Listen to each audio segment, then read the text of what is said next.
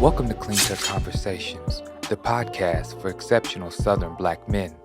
Join us as we delve into vital topics, including mental health, relationships, finance, self-care, and entrepreneurship. So, man, I brought you this topic to talk about like how nice guys finish last, because we both are kind of nice guys, I would think. Yes. We're well-dressed, well-mannered, but I guess you can define our niceness at different levels. Weakness. You think so? Because, okay, let's be honest. Like, you can be like the judgmental, we said, a judgmental asshole, but it's a nice. And you call me just a straight asshole. Yeah, all the way. Damn. Yeah, you do. But there is still a niceness you feel to it? Damn. So you just said I'm like a damn villain. But I bet, see, it's that they have to know you. Because like, it doesn't bother me because I already know. Like, because I already know how to work that. Even over the years. No, did he? Yeah. But I'm like, I know how to work how you are. We're having an intervention, people. Okay. Well, anyways, like I said, we're going to talk about, like I said, the origins of it. Okay. So let's go into it. Yes. So do you know where nice guys finish last came from? I felt like, I've heard the narrative before, but I never knew, like, like where it came, where who started that stuff. Like, like, I don't know. It just, it became a narrative. Right. Especially in the modern dating scene. Oh, yeah. That's what they use it for a lot. But let's talk about it. So in 1946, the Brooklyn Dodgers manager, Leo Durocher, discussed the struggling New York Giants. They were struggling. They weren't playing with aggression, basically. Okay. And now he was embellishing the now famous phrase, nice guys finish last. Okay. Because we know Jordan, any championship players, they got to have aggression. Yeah. I don't care if you're the Golden State Warriors. If you Draymond Green, you better take that karate chop and that elbow throw.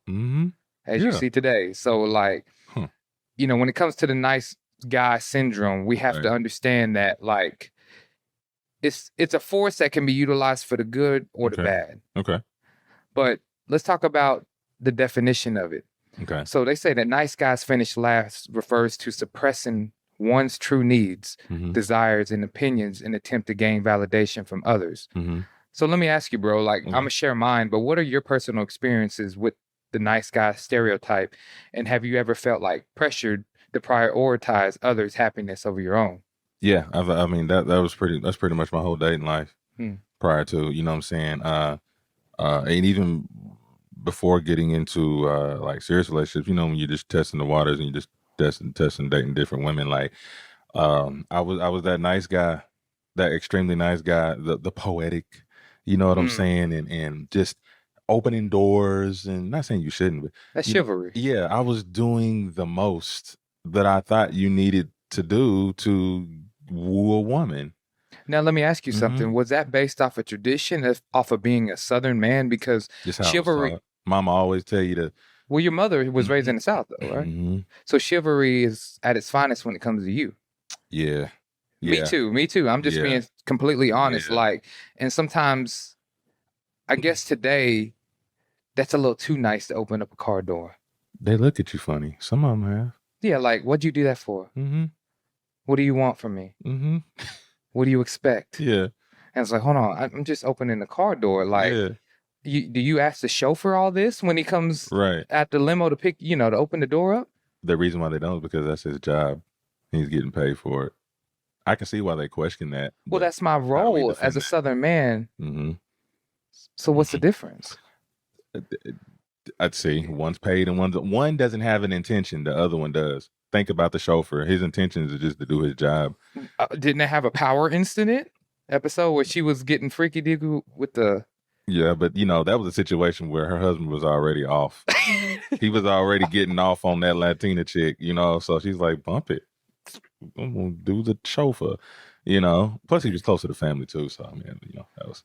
But see, okay, so with me, man, I know, with me, I've been in multiple relationships with older, mature women. Okay. I'm going to give it about 10 to 15 years ahead of me. Damn. You know what I'm saying? And they all have been single mothers. Damn. You know what I'm saying? And sometimes I feel that they treated me, because they're up in age, as a last option. I'm the one.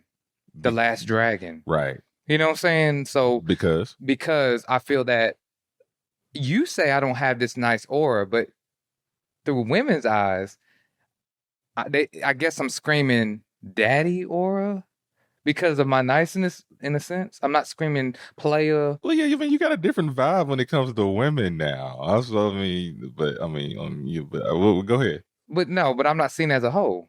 No. Would you, so when you look at me, you're not, no homo. Like, no, I didn't see you as a hoe. I didn't see you when I was like, no. So what do you see me as then? On a social level? On a social level. On a social level, you're a great person to talk to. Like, we'll talk on the phone 3 to 5 hours. What I mean? But then from somebody who may not know you would think that like you're intimidating. You're very intimidating. And I know you've been told that before. Okay. This ain't no, what I'm saying, but I'm not saying that's how he is overall, but like your persona can be intimidating. Almost like, no, he's not a Mr. Nice Guy for sure. But then now you're telling me this side. Right. Because see, I had to realize and look in the mirror and say, what energy or what vibe am I giving off? Okay. Some say, or used to say when they took advantage of me, oh, you're a little too nice. I hate that word. I hate that, right? So I had to learn how to be open when communicating. Right. Like my desires and my needs out of a relationship. Right. I'll take on the kids, but like, I think we talked about it earlier, like when it comes to teenagers, I can do teenagers, but I can't do grown men. Right. Because I feel like in a relationship, this is my flaw. I feel I always have to fix something. If you know me all these years, I've always seemed to be the MacGyver, the Tony Stark, the one that's always fixing something. And if there's nothing that needs to be repaired, I just go on to another quest. Yeah, you invent something else. See, and that's my problem is that I need to sometimes accept those flaws and try to learn how to build off of those flaws with the women I deal with. Don't try to fix them sometimes, actually. Just kind of tolerate it. Because there's some flaws, like you said, apparently I come off as not just the asshole type, but more of, how can I say? I don't want to say uptight, but I'll just say not as inclusive. Okay, so there's kind of just stay in the background for a minute, like I'll be okay for right now. Let me peep the scene. So it's like some type of Batman shit in the shadows. Batman, yeah. I mean, no, that's real. That's and what real. Are you, the Joker? I'll say the Riddler, because I don't really. The Diddler or the Riddler? No, the Riddler. Riddler. No. You kind of shaped like the Diddler. Yeah, hold on. Look. We ain't taking nothing. No, take that. Take nothing. No, take nothing. No, I mean. I would say the Riddler, because I think the Joker would be more the antagonizer. I think he antagonized. I wasn't an antagonizer. I just, I got a riddle for you, for your tittle, riddle for your tittle. But let me ask you something, because you send out these little riddles. Do you feel that that women miscommunicate you? Yeah. Or misjudge you because you're not allowing them to know who you are? So are you being a Riddler or are you being a seducer? Man, golly, that's tough, bro. I mean, oh shoot, my CPU's crashing. Wait a minute. Like I would say, man, I'm exactly a little bit of both. What was the word? Are you a Riddler or a seducer? Because you like to give out these little riddles and confuse women. I'm a sediddler. That don't even sound right. I seduce and sediddle. I mean, seduce and sediddy? Hey, I'm a sediddler. Well, so like when it comes to relationships, like do you tend to, like me, it seems like I tend to date older women. Okay. Have you distinguished the differences when it comes to dating older women from young women? Yeah, older women know what they want off the rip. They ain't really about that bullshit. They kind of they're kind of set in their ways too, as far as like what they will and won't do, what they can and can't do. You know what I mean? They're a little more tough. They're tough cookies, man. Like, man, you can't really. Right. Can't really maneuver them. But let me ask. The pros of it. Go ahead. Yeah, the pros of it is like most of them pretty much got their ish together. Okay, so let me ask you something. Are they the ones that tell you that you're the nice guy, or is it the young ones? It's the young ones, man. Okay, so why don't you feel that the older, mature women don't use that term for you? Well, because the older women I've dated, they came from the old school where a man is a nice guy, presentable guy, and a real gentleman. Open the doors and stuff like that. You know, do the manly deeds of, you know, taking care of things, supporting, providing, helping out when, you know, when you got the strength to help a woman out. You know what I'm saying? They actually look for that in a man. So you don't feel that they're being desperate because they're getting older? And they tend to look over that. I think they, yeah. I mean, they really do. Because most of the older women I have dated, they would just say, "You are such a gentleman." Okay. They really appreciate the gentleman part about me. You know what I mean? The younger chicks are like, "You're just too nice, like too eclectic." You know, the conversations were too deep. You know what I'm saying? Like I told you before, someone said, well, you need to be more. You know what I'm saying? Like, well, that ain't gonna do with color or race or anything. But you know, somebody told me, you know, I ain't more blacker than you. It was a white. I've had that happen to me. Yeah, from another. So what do you mean? You want me to be a mean ass? Is your depiction of a nice guy as a black man a hood dude that's been mean all the time? But do you blame the media and culture, or from exploiting our culture like that? Because think about it. Does she really acknowledge you as being a black man, or does she acknowledge the culture that you're embraced in? It's definitely the culture. But see, she's got me mixed up with, like, I'm a black dude, but I'm not in the hood culture. So in her mind, she's thinking all black dudes are supposed to be belligerent. But then what attracted her to you then? Because she had an ass. Oh, what attracted her to me? Yeah. Damn, bro. Well, I mean, yeah. Now, see, that was a hood tactic right there. See, ladies, see how he just did that? He just went straight for the ass. I mean, you know. And I didn't even get to ask the question. Bars. He went for the ass and he didn't even ask. I mean, yeah. I mean, that's just what it was. I think she was into me first for their attractiveness. That's it. Just first. And then when I started talking, she was like, yeah. She needed somebody a little more edgy. Hood. Didn't talk as proper. She said, you talk proper. I'm like, well, see, with my tactic, like, see, since you say I come off like an asshole, my thing is, I still have, I guess I kind of look like a nice guy, kind of dressed. Yeah. But then I'm very assertive. There you go. But what I know what I want, but then it can be a little aggressive. Yeah. I'm not really passive aggressive. Right. Like that, because I am confrontational. Definitely not. Yeah, definitely not. But see, it's helped me and it's hurt me. See, I figure that you're more like passive aggressive. And it's hurt me more than it's helped. Then it's helped. Because knowing you, it's always like, let's be honest. Let me be straight up. They ain't fucking me like they should. They ain't. They're not comforting. Nothing's cooked. I'm over here having to do the cooking and stuff like that. I'm having to be a dad, but I'm not getting nothing out of this. I'm just getting problems and heartache. You're not even getting ass out of it.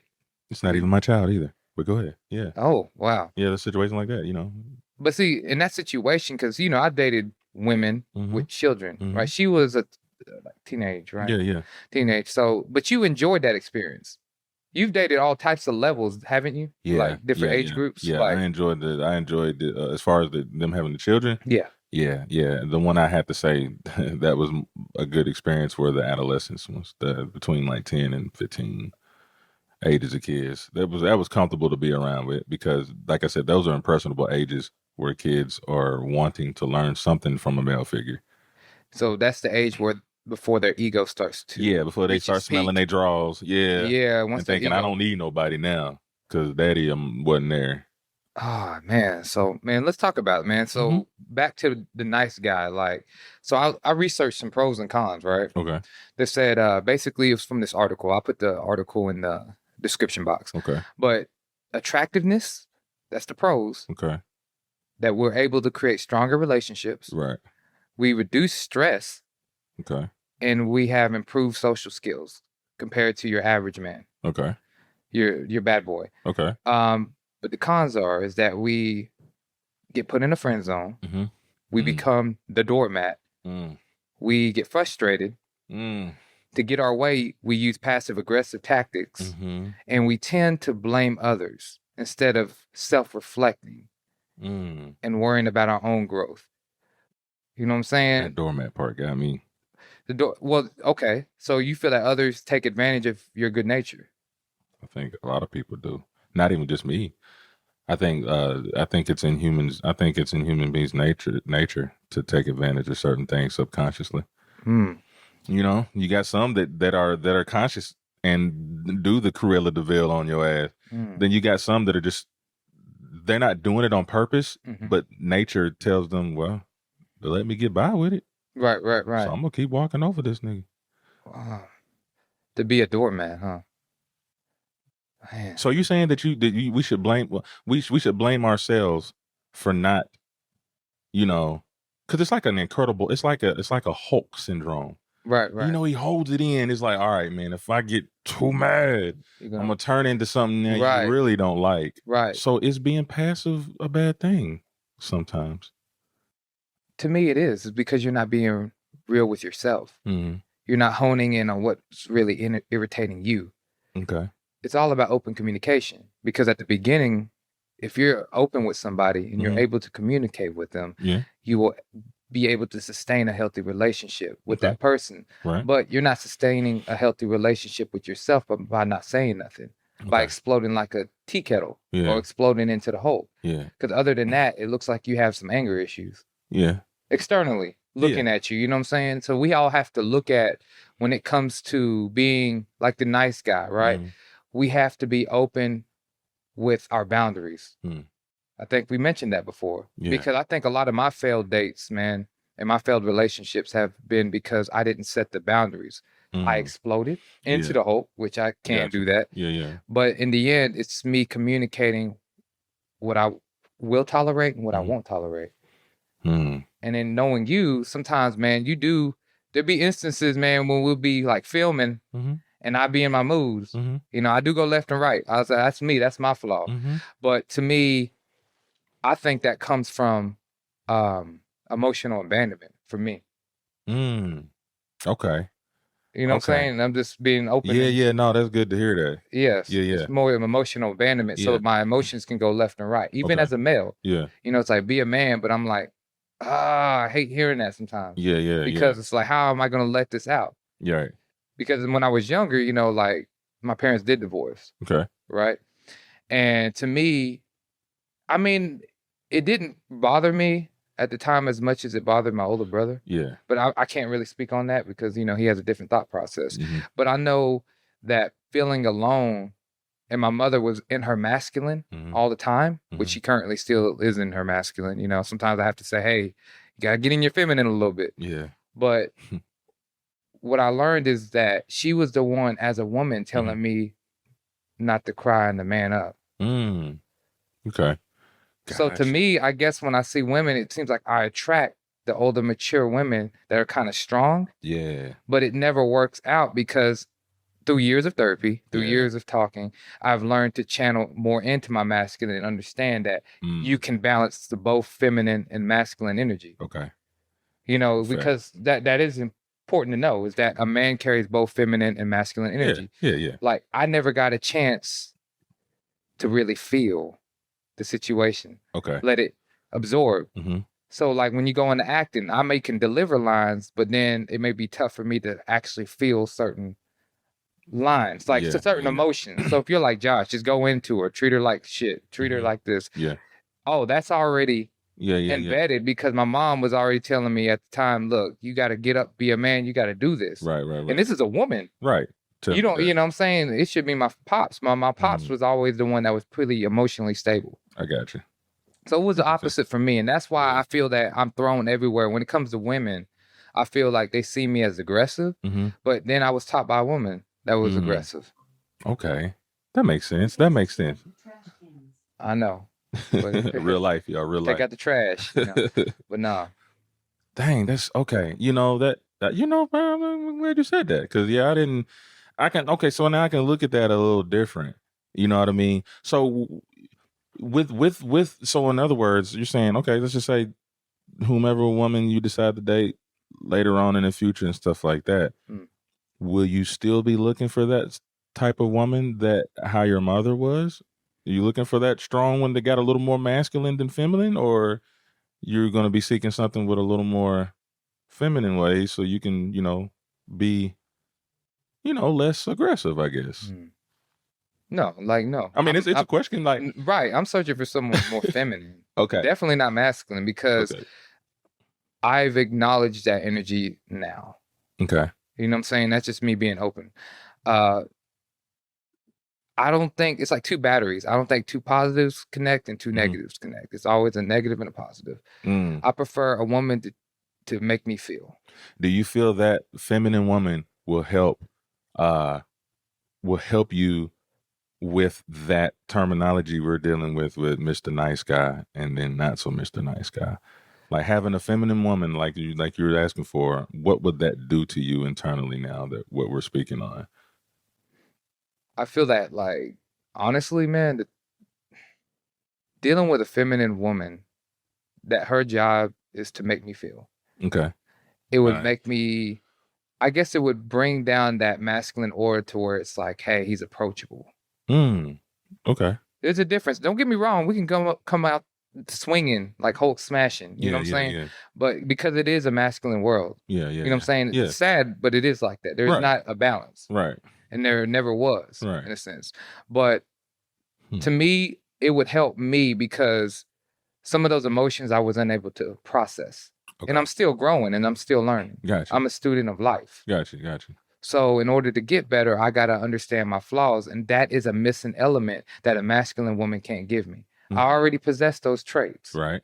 You know, I just don't have periods. Okay. No, you know what I'm saying? I just don't have periods. Yeah.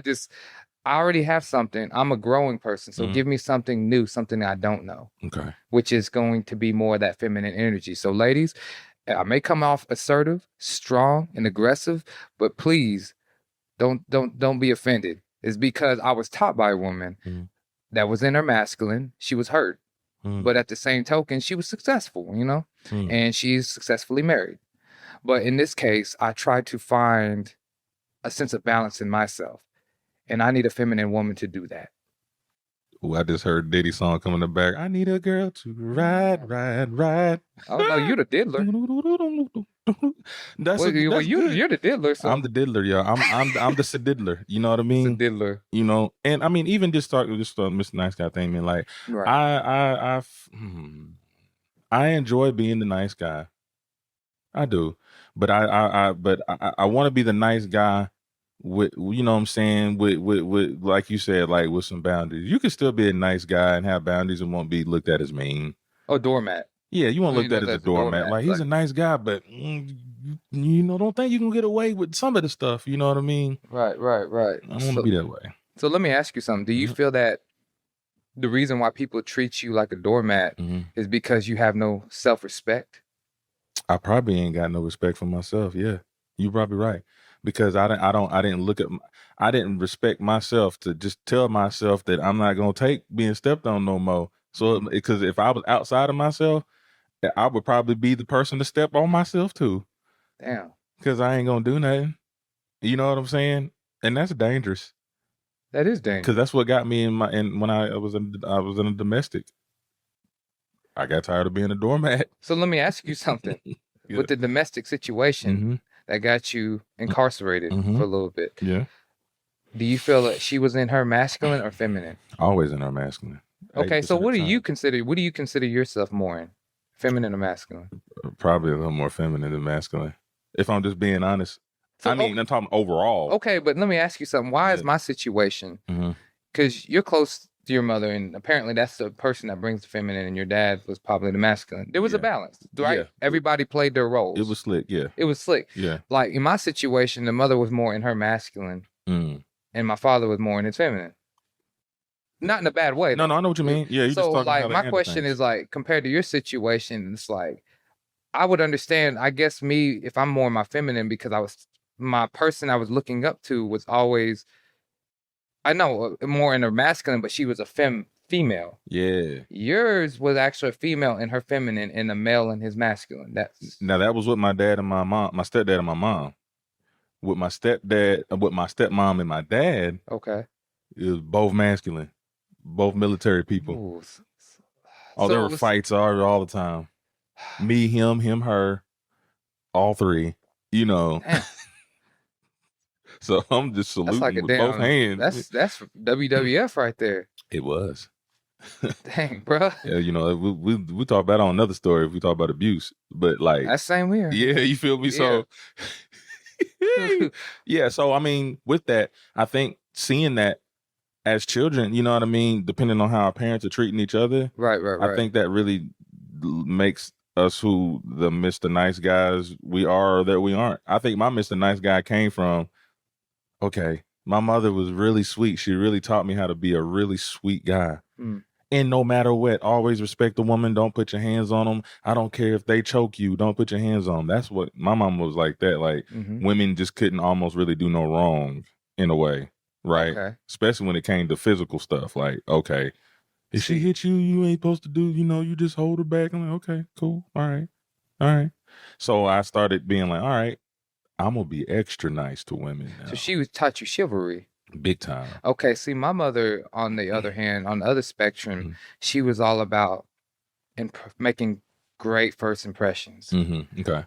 What women look for externally, not internally. See, chivalry to me is more of like, yeah, externally I can see it, but she was actually honing in on something that was inside you and bringing it out. Okay. With me, it was inside me, but it ain't coming out. Yeah, it's like you need to worry about your dress. You need to worry about the way you look. You need to worry about not crying, being this way, because that's how women. That's how women see you. That's where you got that from. This whole y'all, I'd always wondered because like this nigga be dressing right, but I always wondered. It was like every time we step out, it's just even in your aura, it was like, oh man, make sure you know I'm straight. You know, just something. This I'm like, bro, so maybe we just going to the store, bro. You know? Right. Do you want to share your story? Well, join us at Clean Cut Conversations. Let's talk mental health, relationships, finance, self-care, and entrepreneurship. Your voice matters, so let's make a difference together. Yes, once again, if you want to be on the show, feel free to hit us up via email or on Instagram. We would love to have you as a special guest on Clean Cut Conversations, the exceptional podcast for Southern Black men. Or the other way around. But anyways, man, let's talk about this, man. So we're talking about being in our feminine as masculine figures and how our mothers were kind of influential to our character on how we are with women. Yeah, because like I told you, my mother's more in her masculine. She's always in that hustle mode. We say it's the Asian in her, you know, because they're always hustling. Yeah. They got all the wig shops. They got everything. Yeah. You know what I'm saying? They serve the Black community pretty well. Yeah, they do. You know what I'm saying? That's pretty well. Yeah. But in the end, it's like, did she have the hustle mentality? Or is it because she had to be in her masculine growing up for survival and she never got out of that mode and she couldn't be in her feminine with my father? I mean, you would know that. Like, well, right. No, you're right. Right. Because my father, you know, I felt that he was more emotionally, I can approach him. He's been in certain situations in my life to where the story gets deeper and we'll get deeper and deeper later on in the series of this podcast with me. But I just feel that like I can be confused when I see it physically. Everything is visual with me, you know, not really audio. Yeah. So this podcast stuff is new because I'm really visual. But then we add the video and I'm straight. Right. But like my father, I felt had played both roles because he did run the commissary. He was a director, store director. So he led a bunch of people. Gotcha. But in the end, he knew how to empathize with them, get in his feelings in a sense, to where he can bring the best out of you. Yeah. See, women do that. I feel. Yeah. I don't know, like, because I wasn't brought up like that. Yeah. You know, the women, man, and I'll say that a lot of times they don't. It's not their fault. A lot of the times, like what they embed into you, especially as a mother and stuff like that. But then we can't hide away from the end result of the situation, right? You know, and being that you know these things about, you know, how your mother was, and then how that, you know, made you. Do you feel like that it took a focus off some other things that would kind of, smooth the edges out a little bit? You feel me? Because you were just talking about like, man, you know what I'm saying? every time I step out, you know what I'm saying? Everything got to be like this, got to be like Crisp, that. clean. Yeah, you know what I'm saying? Clean Like, cut. yeah, clean cut. You know what I mean? And it, but then you talking about your father. Your father had, well, he's a Libra, so he had this particular She's a kind of Leo, balance. too, by the Yeah. way. Oh Yeah. wow, crazy. So I mean, he had this kind of balance about him. You said that you would get more emotional support from him, right? When traditionally you usually get the emotional support from your mother. She's usually the nurturer, like, oh baby, it's okay, you know what I'm saying? She'll rub your head or whatever and lay in the, you know, the other dude, your man, your father normally is like, all right, man, come on, man, we gotta toughen up, man. Come on, man, we gotta get up, man. Ain't no crying, ain't no. Right. So you had the opposite. Yes. And it made you who you are, I guess, is what, you know, how your demeanor is at times. Right. Is that a reflection of that? Like, is that you fighting against that? You know? I feel it's not me fighting against it. I feel that it's me accepting it. Okay. And evolving from it. Okay. Because I didn't have the traditional parents. Okay. You know what I'm saying? Playing their roles. Yeah. That doesn't make me any less of a man. Mm-hmm. I feel it just makes me a unique man. Do you look at women differently? At one point, when my mother was raising me, Okay. I was at a point where I was like, I don't need a woman for anything. I cook. Okay. You know me. I cook. Yeah. No, I can clean. My house stays clean. Yeah. I dress accordingly. Yep. And I was like, iron my clothes, wash my clothes, wash the car. I do everything. Yeah. But I was taught by a woman that, you need to do all this stuff. Mm-hmm. So in my head, I'm like, well, what is a woman gonna do? Right. Besides have sex and procreate. Yeah. And that was where the confusion I feel lied in me. Okay. That's what arose. I feel were like, okay, now I should be able to rely on a woman to do that. That's part of being in a relationship is someone bringing value to your life, something that you lack in. Yeah. If I'm a multi-tool and I can do everything, then I'm going to be lonely. Yeah. I'm just be honest with you. I'm going to be lonely. Yeah. And to me, that really, I feel hurt the situation because today women say men are not masculine. They're sassy, right? Well, would you consider me, the way I was brought up, the result of a sassy man? I didn't need women. Right. I dress nice and clean. Right. I won't tolerate certain things. Okay. My emotions could be left and right. Okay. Would that be considered a sassy man? I don't think so. Yeah, I don't think that's sassy. No, that's not sassy. It's just because the roles were reversed. It's like, I don't know. It's like when you see a cat. You're a cat guy, right? Yeah. A cat hangs around dogs, right? But I've seen sometimes. But I've seen where dogs act like cats and cats act like dogs. Yeah. Would that be confusing to you? Would you still see that dog as a dog if it acted like a cat? I would. Okay. It's just that dog is just influenced because I mean I've had cats that would I seen they bark like a dog, like how they would try to. Right. You know what I mean? And then the dogs will do the butt up playful thing with the that wiggle, that Shaquille O'Neal thing. Right. It's interesting, but it was their influence. Right, but that wasn't the dog's fault. Probably probably wasn't the cat's fault. They weren't in their nature. They weren't in their jungle. Well, they were put together in the same place to where, most time when you have a cat, they don't have another cat to look up to. They're looking at either the dog or the human being. So the cat still has natural instincts, but then its influence. See, there's a difference between influence and instinct. So his influence was dogs barking all the time, rolling on the floor, jumping around. That's all, you know what I mean? Right. A cat is gonna try to bark too, depending on who's the dominant dog, who's more dominant in the situation though.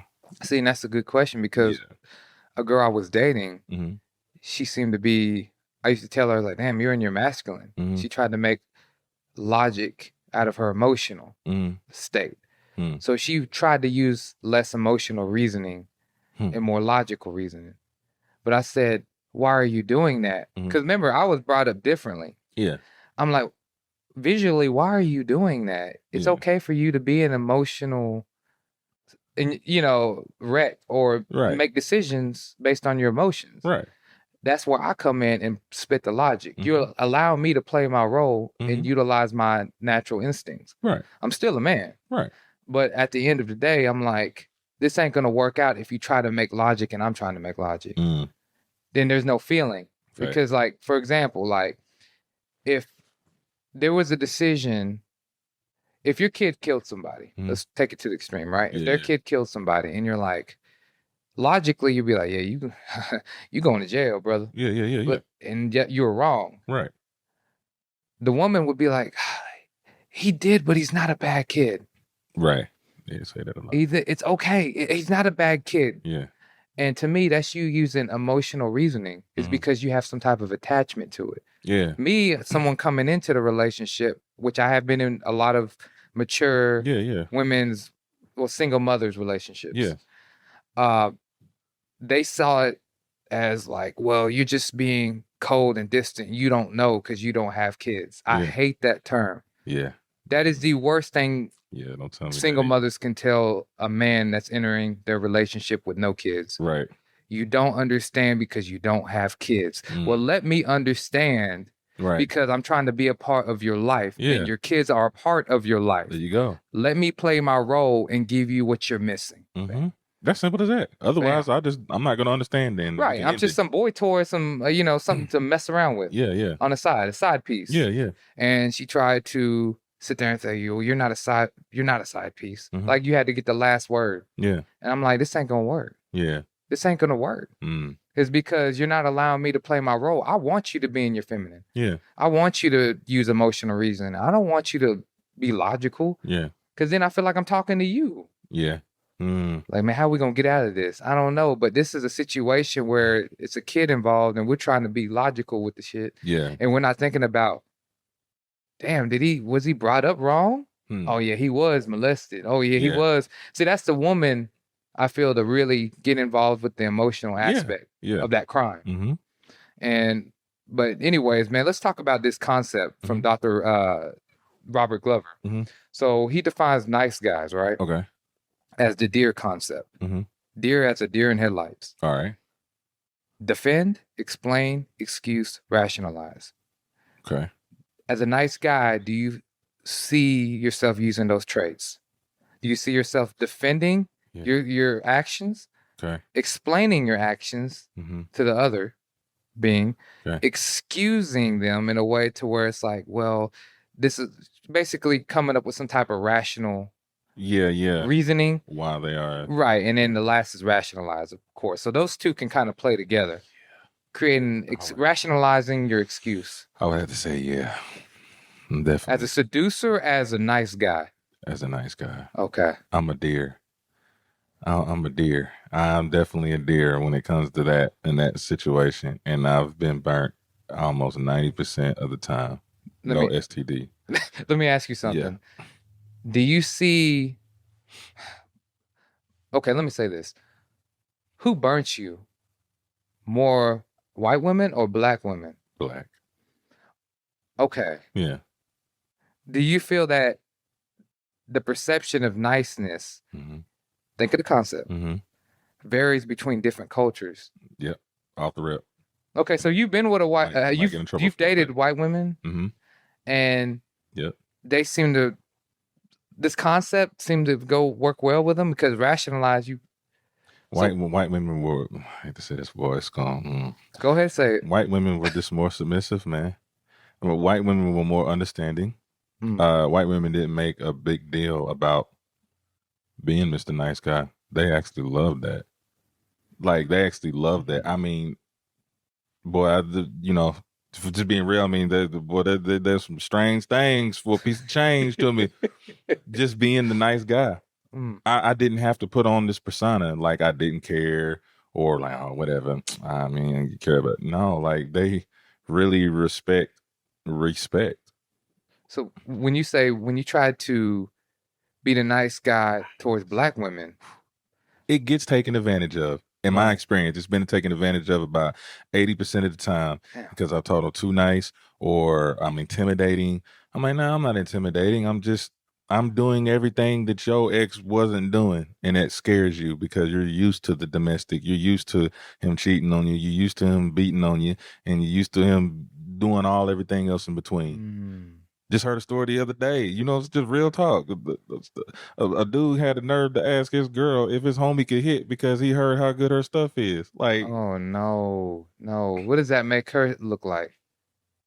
Yeah, I mean, Like an object, you know what I'm saying? But see, that's sad that our women get approached with negotiations like for that. them to feel comfortable that they can do that. First of all, to the woman. So, like, I'm not saying the woman is allowing that, but it's like, and this is being real. This don't mean I like white women over black women. All I'm saying is in my experience, I've had less problems with white women as overall. You know, I mean, I had one, but overall, my experience with white women has been pretty stressless. See, that's different from me. Okay. I don't attract white women.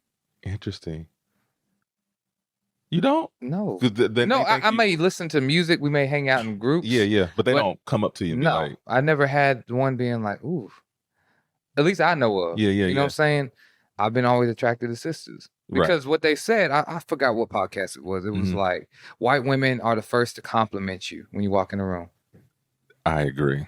Oh, okay. It still happens at work every day. Does it? Because for me, it's different. It's the opposite for me. I know. See, this is why it's so confusing for me. Yeah. Because what you say they don't do for you, they do for me. Yeah. And is it because maybe my mom? I don't know. That's a good question. That's something I was raised, she was in her masculine, and then I come in. Like, okay, basically my mom created me, I feel, as a shell of what women want. On the outside, externally. Okay. Well cut, well dressed, clean cut. Yeah. Financially good, sound. Yeah. That's driven, everything. Does art. Right. But then inside, it's like, I feel that, like, it's a struggle emotionally for me. And I feel that, let's be honest, like 50 Cent, I mentioned this in Herschel's interview.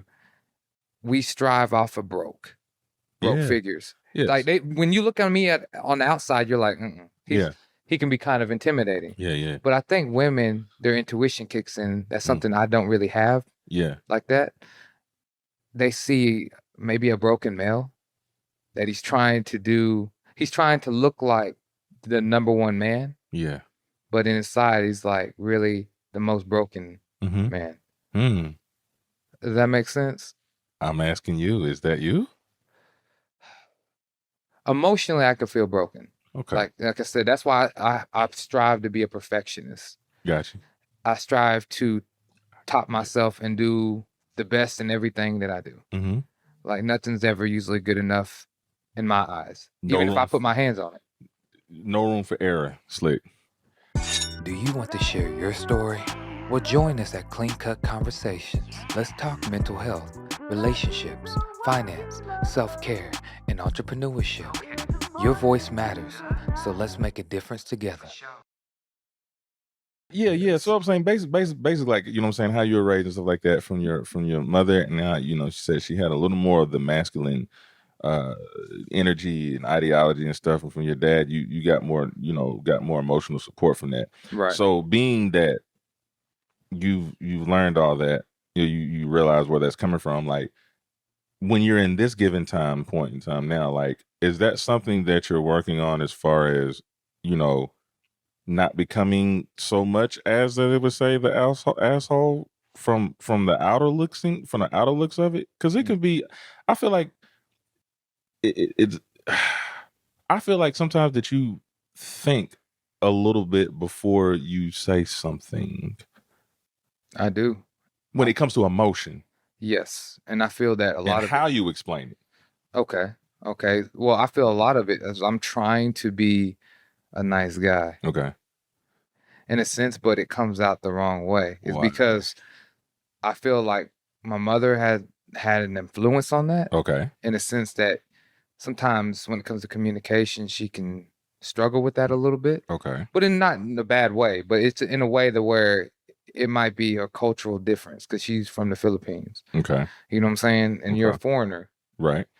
But in the end, I am working towards balancing that.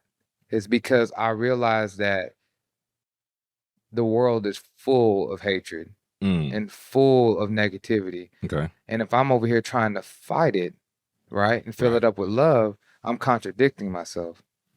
Hell, my name is Love It. Yeah. Yeah, man. So, you know what I'm saying? Like, I'm not living up to my name, you know? Where is the love? Can you this man got a name like Love It, man? And well, I wish I would have a name like Joshua Ray Love It. Yep. So many things I could, and it's Ray on top of that. Like, it just sounds like a product line. Sounds like that, like a name like, let's throw them white boy names like Charlie Rose. Mm-hmm. Yeah. You know what I'm saying? You can be Ray Love It. Ray Love It. Josh Love It. You know what the coincidence is, right? What's that? My stepdad, his last name is Ray. Ain't that something? See how so it's funny how my name is Josh. Yeah. So I can go by Joshua Ray or Joshua Love It.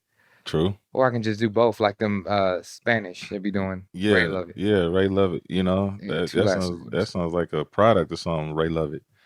You know, but you know, just going back to it, man. Like, this is interesting. This is new to me. You know what I'm saying? Just some of the upbringing and stuff that you had. So it's like, okay, because I've always wanted to know exactly where it kind of came from. But then I think that's where I saw like where our friendship could gel, because it's like, oh, okay, so if we were gonna do far left, far right, you know what I'm saying? Like, you know, you would be on the right side, far right, and I'll be on the left side, like more of the social kind of guy, like social. Just like, hey man, everything's cool. Y'all gonna be, don't worry about it. You know what I'm saying? And then on this other, no, everything's not gonna be all right. This thing just broke, and I don't know what to do with it. You know what I'm saying? So like, I need everybody to be upset. Like, well, wait, I want them just to be happy, so they won't know what's going on. Right. We can go figure this out over here in the corner. Like, all right, man, what's the problem? We need to go to Walmart or something, pick up something to get fixed, like, because we don't want them to know. You know, so. That's all. I've always wondered that, bro. I always wondered, like, man, you know, why does Josh have less of the Mr. Nice Guy appeal? But then on me, I ask myself, why do I have so much of it? Well, see, you got to ask yourself. We do share two things in common. Okay. Or one thing in common. Okay. And whatever I do, I try to put my best foot forward. Okay. Your approach, you're too cool to be embarrassed. True. That is true. So really they go hand in hand. Like, you're over here socializing, but then you're like, hold on, Josh, come on, let's get it fixed, bro. I'm too cool to be embarrassed over here. Yeah. You know, because it's like, can you imagine telling them, like, yeah, guys, the shoot's over? Yeah. Well, why? Well, it really ain't got nothing to do with it. I want my money back. And you're like, but then you done spent the money. Yeah. You're like, so what we're gonna do is we're gonna come back tomorrow and make, you know, this is just a. And I'm like, bro, nah, that shit won't be fixed until like next week. Oh dang, yeah. See, like, now put you in the jam. Now you're becoming an asshole. Yeah. At that minute, a lying one. Yeah. You see? I'm gonna have to find out something. I'm gonna have to find a way. Come on outside real quick, man. Let's smoke something. Then, you know, I lay it on them. They forgot I even told them. Dang, next week. Well, yeah, he did tell us that, man. But you know, you're the guy that, like, I told you this before. Like, you would fire someone, but they would come back to work the next day. Yeah, they're like, oh, I was fired. So what was smoking the blunt? What were we doing? We were bonding, and yeah. But I didn't think you were gonna come back. Yeah, you know, you're too good for this. Yeah, you know. Well, I was gonna do better, though. But no, you're too good for this. True. That's what you would say. This job. True. But then they would still come back the next day. Like, I'm gonna do better. That adds an importance. Then, do you feel like the fact that you kind of have the opposite of gender roles, I would suppose, and then for me, I had probably the cliche gender role, but I think, you know, my mother really pressed the issue of just catering to women. Got you. I already had a distrust from men for my situation, so now I'm really catering to women. And that's where, I mean, it was simpish at sometimes too. You know, it was a simpish. So I never really got the woman that I always really wanted because of that. You know what I mean? But I felt like if I had had that balance of like, okay, man, you know what I'm saying, the woman, the nature and stuff. Like, I think my game would have been a little balanced and stuff, where my game didn't look like I was just pandering to women all the time. You know? But isn't that the issue today? Is that women feel less pandered to? And Yeah, let's they pamper saying that now. That's what confuses me though. Like, what do you want? Do you want a chivalric nice guy, ladies? Or do you want an asshole? Because even on this day, like, you know what I'm saying? Shoot. Mine even tells me, like, well, you can be an asshole, but like, I like it. Right. So, but you set that boundary though. Yeah. So, in other words, like to conclude all this, man, let's just like niceness isn't the problem; it's the lack of boundaries. So stand tall, be kind, and never be a doormat. Look at them Negroes in there and say that, because I don't think they heard you well. Niceness isn't the problem; it's the lack of boundaries. Stand tall and don't be a doormat. Just be yourself. And if they don't like you, they just don't like you. It's okay. You're not going to win every fight. Just be you, and I promise you, in the end, you'll win the war. And what he said too, just saying no. I mean, I'm not saying for any reason. If there's a reason to say no and it doesn't fit your steed, or that's something that you don't feel comfortable doing, or it's messing up something else, just say no. It's okay to say no. It's okay to say no. If you can't do something, if a woman asks you to do this, no, I can't do this. Can you do this? Or you don't want to do it. Yeah. That song we did back in the day, it was called, well, not that too, but it was called I'm Cheap. Oh, but not saying we cheat. I have a cheap mentality, but you know what I mean? I ain't gonna lie. I have a cheap mentality. I'm not gonna spend my whole dollar if I have one. I'm gonna find a way to get 50 cents. It's all right. So, but what we were talking about, we were saying, you know, saying like, it was the cheap thing was, I'd rather go to Mickey D's, you know, that will be swell for me. And in other words, just saying like,